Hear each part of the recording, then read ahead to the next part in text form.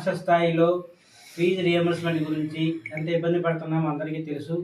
ఆ కార్యక్రమం మీద మన ఆచార్య నాగార్జున యూనివర్సిటీ పల్నాడు డిస్టిక్ వైజ్గా మరి మనందరం కూడా ఈరోజు ఎమ్మెల్యే గారిని కలిసి మా ప్రాబ్లమ్స్ మొత్తాన్ని డిస్కస్ చేయడం జరిగింది. సార్ రేపు 11వ తారీఖున అసెంబ్లీ సమావేశం జరుగుతుంది కాబట్టి ఆ రోజున ఈ సమస్య గురించి మీరు కొంచెం మన ముఖ్యమంత్రి గారితో, విద్యాశాఖ మినిస్టర్ గారితో డిస్కషన్ చేయండి సార్ అంటే సార్ గారు చాలా సానుకూలంగా స్పందించారు. మీ ఇబ్బంది నా ఇబ్బంది అని చెప్పేసి ఫీల్ అయ్యి నేను మాట్లాడతాను సార్, ఖచ్చితంగా మీ అందరికీ కూడా ఈ 4 రోజుల్లో మంచి శుభార్త వచ్చే విధంగా ట్రై చేస్తానని చెప్పేసి మాకు మన ఎమ్మెల్యే గారు బ్రహ్మానంద రెడ్డి గారు హామీ ఇవ్వడం జరిగింది సార్. మరి ఎందుకంటే మనందరం కూడా చాలామంది పిల్లలు మన రాష్ట్ర వ్యాప్తంగా కూడా అందరూ స్కాలర్షిప్ల మీదనే వాళ్ళ ఎడ్యుకేషన్ జరుగుతూ ఉంది. మరి అంతకుముందున్న ప్రభుత్వాలు చాలా ఇబ్బంది పెట్టిన సందర్భంలో మరి మనందరం కూడా మరి కూటమి ప్రభుత్వం వచ్చింది అని పిల్లలందరూ హ్యాపీగా ఫీల్ అయ్యి మా చదువుకి ఇబ్బంది లేదు, మేము ప్రశాంతంగా చదువుకోవచ్చన్న దృఢ నిశ్చయంతో కాలేజీ జాయిన్ అయ్యారు.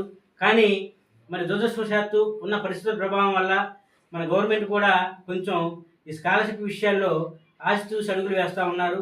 దానికోసం మరి మమ్మల్ని గుర్తించి మా విద్యార్థులను గుర్తించి విద్యార్థుల ఎడ్యుకేషన్కి ఇబ్బంది లేకుండా మరి గత చూస్తూనే ఉన్నాము, తెలంగాణలో కావచ్చు వేరే రాష్ట్రాల్లో కావచ్చు ఈ ఫీజు రియంబర్స్మెంట్ గురించి చాలా బందులు అవి జరుగుతూ ఉన్నాయి. కానీ కూటమి ప్రభుత్వం మీద నమ్మకంతో, బాబు గారి మీద నమ్మకంతో, ఎడ్యుకేషన్ మినిస్టర్ లోకేష్ గారి మీద నమ్మకంతో మేము అటువంటి నిర్ణయం తీసుకోలేదు.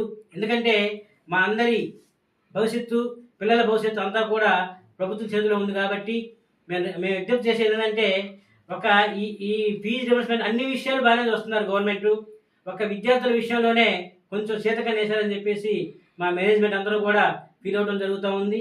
దానికోసం ఆ విషయం మీద మరి ఇప్పుడున్న మన కూటమి ప్రభుత్వం అందరూ మరి పవన్ కళ్యాణ్ గారు కావచ్చు, లోకేష్ గారు కావచ్చు, బాబు గారు వీళ్ళందరూ కూడా కొంచెం మా అందు దయ ఉంచి, ఎందుకంటే అన్ని విషయాలు బాగా చేస్తున్నారు, ఒక ఎడ్యుకేషన్ విషయంలోనే కొంచెం చేతకన్ను వేశారు కాబట్టి ఆ చేతకన్నుని మార్చుకొని పిల్లల భవిష్యత్తుని తీర్చిదిద్ది మా మేనేజ్మెంట్ అందరికి కూడా మంచిగా ఉండాలని చెప్పేసి కోరుకుంటూ ఈ ఫీజు రియంబర్స్మెంట్ని సకాలంలో విడతల వారీగా విడుదల చేస్తూ ఉన్నారు.